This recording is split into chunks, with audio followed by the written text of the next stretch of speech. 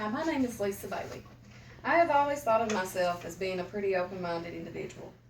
I'm an easygoing person who likes to have fun, and I've never had a problem with making friends. I myself am a recovering drug addict, and more than anyone have no right to pass judgment. Then I looked up the meaning of what it is to be open-minded. I realized I was wrong. Most of us are brought up with a certain set of values and beliefs that are ingrained in us from a young age. As we grow through certain events and experiences, those beliefs and values can change if we are open-minded enough to see things from someone else's perspective. When someone challenges my ideas, even with facts to back it up, I've always been closed-minded and wouldn't listen. Through this realization and research for this assignment, I have learned to practice being open-minded. Today, I want to share with you how friendships lost, fear of change, and passing judgment putting a strain on family relationships made me want to change the way I look at the world. Having an open mind frees you from having to be right constantly. That is when real growth can happen. To be open-minded means being willing to listen to other people and consider new ideas, suggestions, and opinions. The problem is people confuse understanding another's position with accepting it. Open-minded people are more thoughtful, optimistic, and open to change. In turn, that helps to build better and stronger relationships. When someone lacks open-mindedness, they fear change, they have constant conflict in their lives, and they hate to admit they are wrong. Opening up your mind is valuable in gaining self-confidence, and it gives you the ability to be completely honest. I have always struggled with listening without making snap judgments, holding my tongue, and admitting I can be wrong. Now that we have looked at the effects of having an open mind, let's look at what the experts think.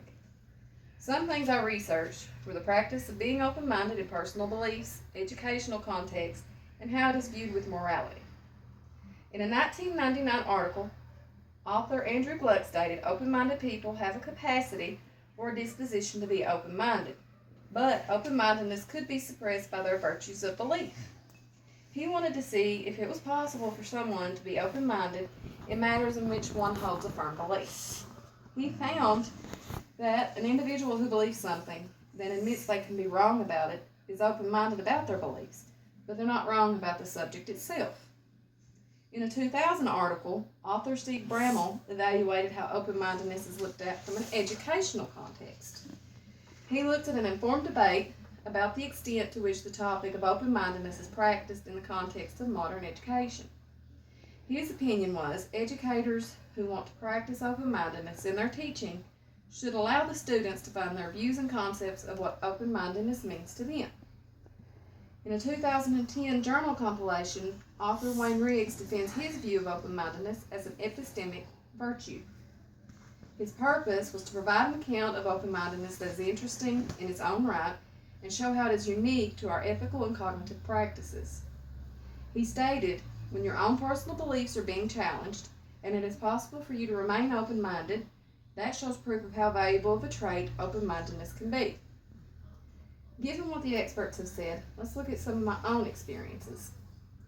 Through lost friendships, strained family relationships, and the realization of my own fear of change, I started a journey to become more open-minded. After practicing open-mindedness in my life, I find it is possible to be open to new things and still hold on to your beliefs and values. While doing a survey with family and friends, I learned how others view my lack of open-mindedness and how it made them feel.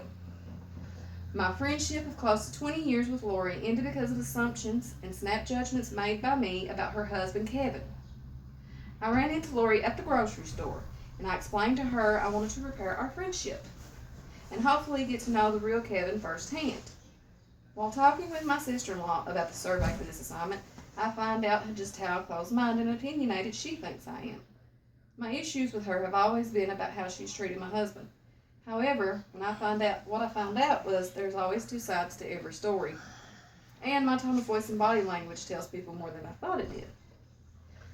Later that week, I had dinner with Lori and Kevin. I found out that my actions made Kevin blame himself for the ending of mine and Lori's relationship. I also learned I need to give people the chance to defend themselves against gossip. There are many benefits to gain from being open-minded. When you are more open to different ideas and opinions and allow yourself to let go of having to be constantly right, you feel more confidence, happiness, and peace of mind. Don't judge someone by first impressions. Allow yourself to be vulnerable and admit when you are wrong. Allow yourself to see things from others' perspectives and listen. Show respect by letting them talk. You have to learn to be humble.